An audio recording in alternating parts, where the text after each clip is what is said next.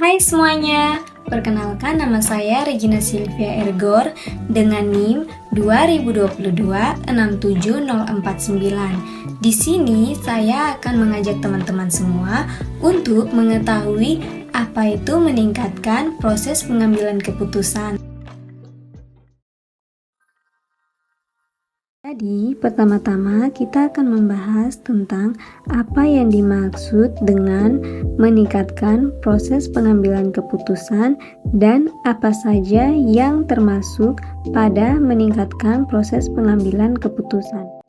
Meningkatkan proses pengambilan keputusan yaitu mengacu pada proses pengambilan pilihan opsi yang tersedia sehingga sistem informasi dapat mengacu pada komponen yang saling berhubungan yang mengumpulkan, menyimpan, memproses, dan menyebarkan informasi untuk mendukung pengambilan keputusan. Adapun jenis-jenis keputusan atau karakteristik dari keputusan. Yang pertama yaitu keputusan tidak terstruktur. Keputusan terstruktur ini atau disebut sebagai manajemen senior adalah keputusan yang penanganannya rumit karena tidak terjadi berulang-ulang atau tidak selalu terjadi. Yang kedua yaitu semi-struktur atau disebut manajemen menengah. Semi-struktur adalah keputusan yang memiliki dua sifat. Sebagian keputusan biasa ditangani oleh komputer dan yang lainnya tetap harus dilakukan oleh pengambilan keputusan. Dan yang terakhir adalah keputusan terstruktur atau disebut sebagai manajemen operasional atau karyawan individual dan tim. Keputusan terstruktur adalah keputusan yang dilakukan secara berulang-ulang dan bersifat rutin. Yang berikut proses pengambilan keputusan, yaitu mengambil suatu keputusan merupakan suatu proses yang melibatkan banyak langkah. Adapun 4 langkah yang berbeda dalam mengambil keputusan, yaitu yang pertama, intelijen.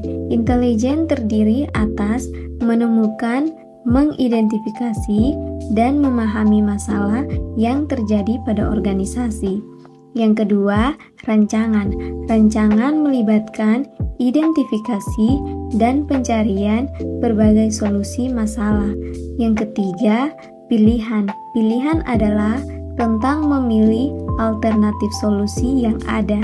Yang keempat, implementasi. Implementasi adalah tentang membuat alternatif yang dipilih dapat bekerja dan tetap mengawasi seberapa baik kerja solusi tersebut.